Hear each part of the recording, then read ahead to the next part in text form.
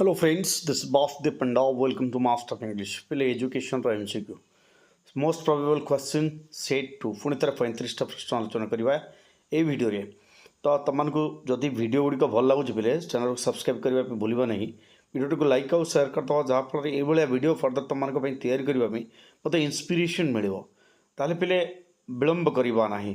ଗୁରୁତ୍ୱପୂର୍ଣ୍ଣ ପ୍ରଶ୍ନଗୁଡ଼ିକ ପ୍ରତ୍ୟେକ ପ୍ରଶ୍ନକୁ ଦେଖିବା, ନୋଟ୍ କରିବା, ପ୍ରତ୍ୟେକ ପ୍ରଶ୍ନକୁ ମନେ ରଖିବା ପାଇଁ ଚେଷ୍ଟା କରିବା, କାରଣ ଯେକୌଣସି ପ୍ରଶ୍ନ ବି ଆସିପାରେ ପରୀକ୍ଷାରେ। ତ ପିଲେ ସିଧା ଯିବା ମୋବାଇଲ ସ୍କ୍ରିନ୍କୁ ଦେଖିବା ପ୍ରଥମ ପ୍ରଶ୍ନ। ପ୍ରଥମ ପ୍ରଶ୍ନଟି ହେଉଛି ତୁମମାନଙ୍କ ପାଇଁ, ନିମ୍ନୋକ୍ତ କେଉଁ ମନୋବିଜ୍ଞାନୀ ପ୍ରଯତ୍ନ ପ୍ରମାଦ ଶିକ୍ଷଣ ତତ୍ତ୍ୱ ପ୍ରବର୍ତ୍ତନ କରିଥିଲେ? ଅପସନ୍ ଗୁଡ଼ିକ ହେଲା କୋହଲର, ଥର୍ଣ୍ଡାଇସ୍, ପାଭଲଭ, ସ୍କିନର। ତାହେଲେ ଠିକ୍ ଉତ୍ତର କେଉଁଟା? ଠିକ୍ ଉତ୍ତର ହେଉଛି ଥର୍ଣ୍ଡାଇସ୍ ପ୍ରଯତ୍ନ ପ୍ରମାଦ ଶିକ୍ଷଣ ତତ୍ତ୍ୱ ପ୍ରବର୍ତ୍ତନ କରିଥିଲେ। ବିଟା ହେଉଛି ଠିକ୍ ଉତ୍ତର। ଦୁଇ ନମ୍ବର ପ୍ରଶ୍ନ କ'ଣ? କେଉଁ ମସିହାରେ ଶିକ୍ଷା କମିଶନ କୋଠାରୀଙ୍କ ଦ୍ୱାରା ଆରମ୍ଭ କରାଯାଇଥିଲା? ଅପସନ୍ ଗୁଡ଼ିକ ହେଲା 1952, 1986, 1968, 1964। ତାହେଲେ ଠିକ୍ ଉତ୍ତର କେଉଁ ମସିହା ଥିଲା? 1964 ମସିହାରେ ଶିକ୍ଷା କମିଶନ କୋଠାରୀଙ୍କ ଦ୍ୱାରା ଆରମ୍ଭ କରାଯାଇଥିଲା। ଦୁଇଟା ହେଉଛି ଠିକ୍ ଉତ୍ତର। 3 ନମ୍ବର ପ୍ରଶ୍ନ କ'ଣ? 3 ନମ୍ବର ପ୍ରଶ୍ନ ଅଛି ରୁଷୋଙ୍କ ଶିକ୍ଷା ଦର୍ଶନକୁ କ'ଣ କୁହାଯାଏ? ଅପସନ୍ ଗୁଡ଼ିକ ହେଲା ଆଦର୍ଶବାଦ, ପ୍ରକୃତିବାଦ, ପ୍ରୟୋଗବାଦ, ସଂକଳନବାଦ। ତାହେଲେ ରୁଷୋଙ୍କ ଶିକ୍ଷା ଦର୍ଶନ କ'ଣ କୁହାଯାଏ? ପ୍ରକୃତିବାଦ କୁହାଯାଏ। ବିଟା ହେଉଛି ଠିକ୍ ଉତ୍ତର।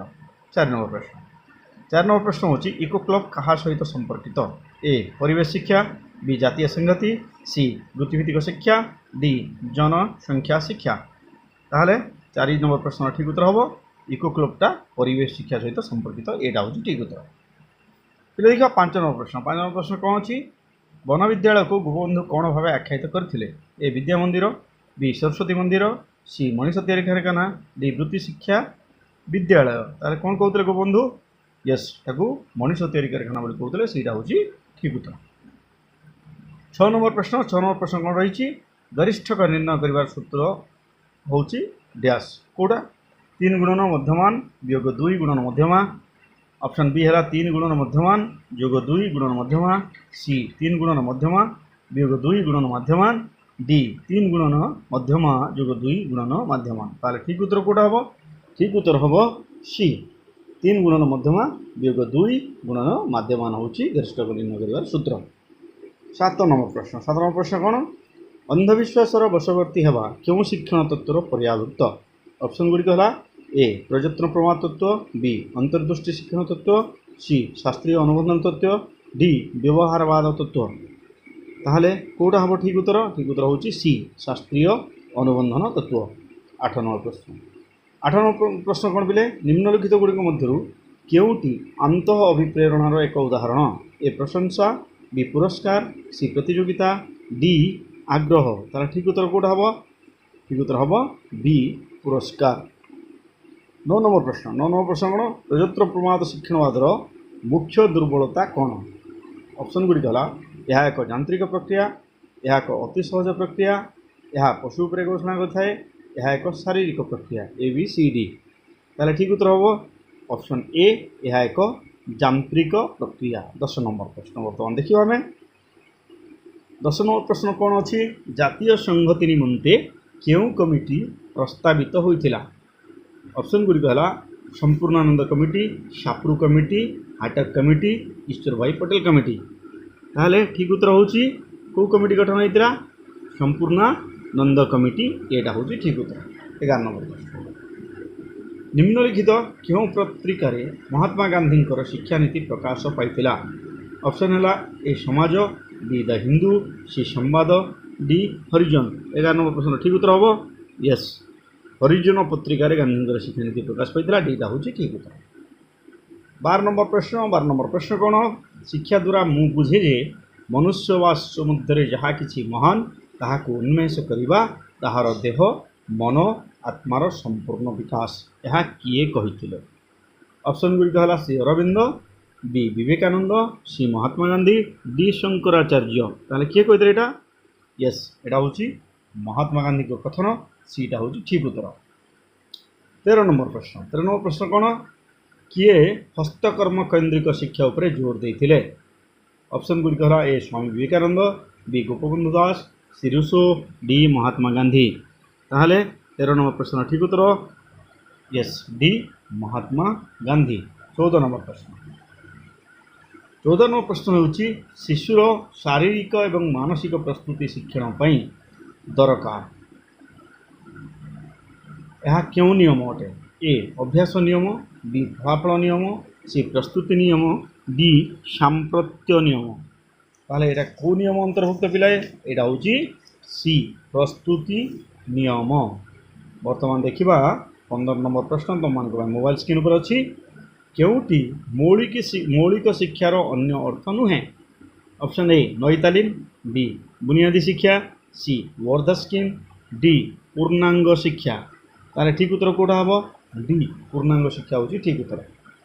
16 नंबर प्रश्न 16 नंबर प्रश्न कौन निम्नलिखित क्यों कारकटी जड़े व्यक्ति ठारे कौन एक कार्य करने प्रेरणा सृष्टि करि थाए ऑप्शन गुड़िक है ए मानसिक स्थिति बी अभिप्रेरणा सी परिवेश डी चिंता ताहले ठीक उत्तर होची यस बी अभिप्रेरणा। 17 नंबर प्रश्न कोहलर निम्नलिखित क्यों शिक्षण तत्वर रूपरेख देथिले ए प्रयत्न प्रमाद तत्व डी बी अंतर्दृष्टि तत्व सी क्रिया प्रसूत अनुबंधन डी प्राचीन अनुबंधन ताहले 17 नंबर प्रश्न ठीक उत्तर हम यस अंतर्दृष्टि तत्व बीटा हूँ ठीक उत्तर। 18 नंबर प्रश्न कौन रही अनुबंधन अनुक्रियार अर्थ कौन ए कृत्रिम उद्दीपक बी कृत्रिम प्रतिक्रिया सी प्राकृतिक उद्दीपक डी प्राकृतिक प्रतिक्रिया ताहले ठीक उत्तर कोटा हम पितरे 18 नंबर प्रश्न अनुबंधन अनुक्रियार अर्थ हूँ कृत्रिम प्रतिक्रिया बीटा हूँ ठीक उत्तर।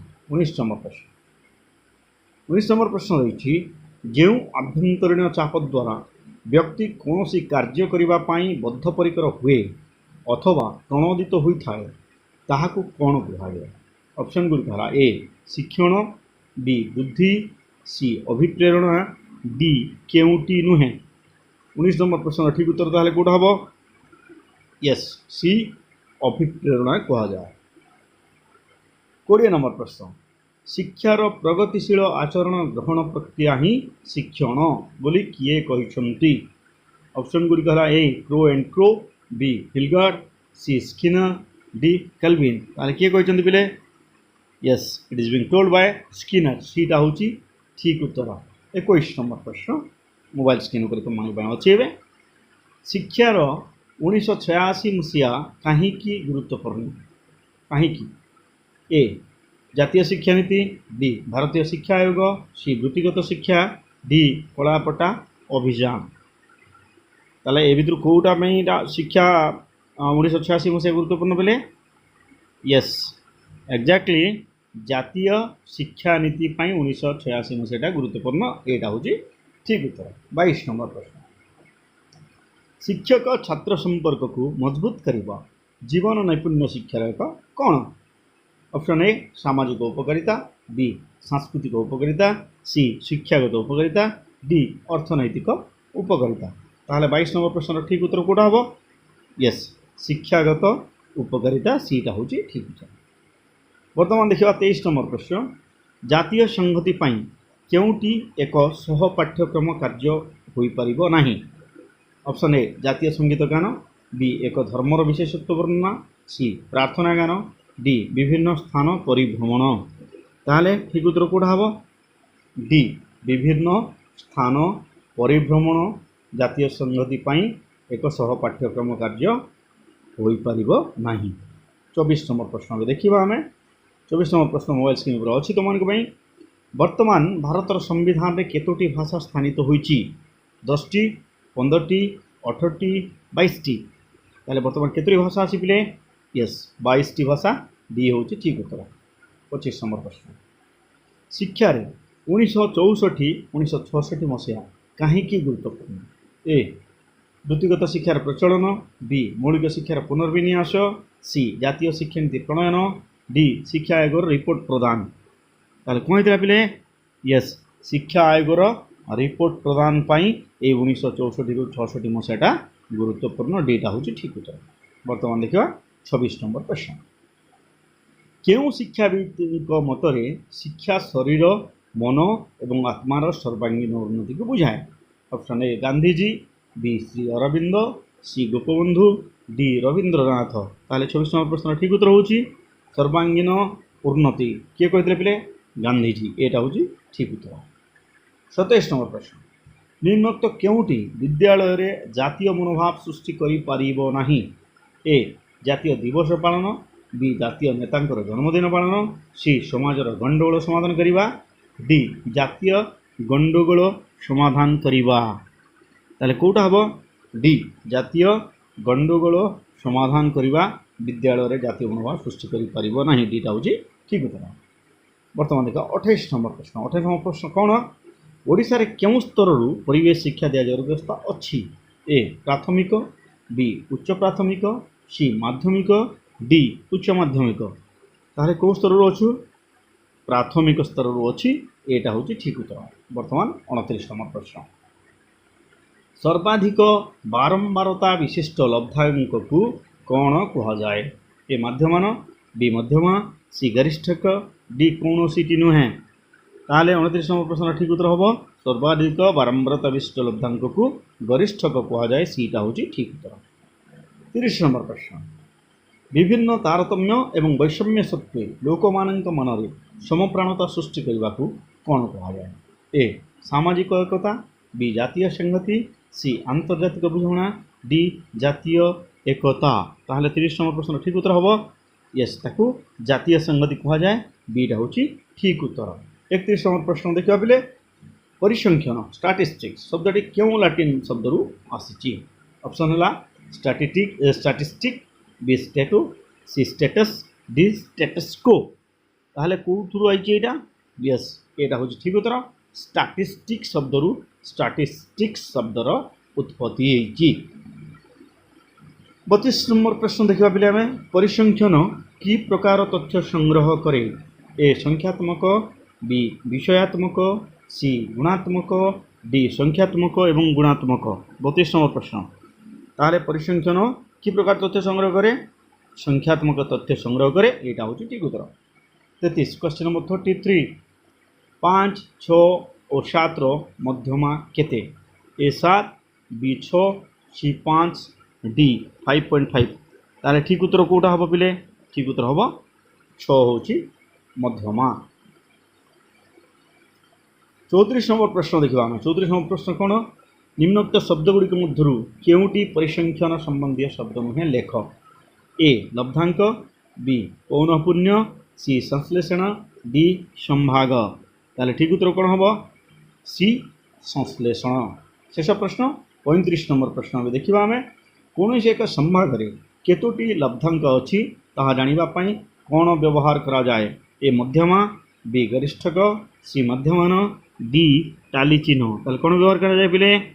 ୟେସ୍, টালি চিহ୍ନ ବ୍ୟବହାର କରାଯାଏ। ডিটা ହେଉଛି ଠିକ୍ ଉତ୍ତର। So that's all for the video. Thanks for watching. Bye bye.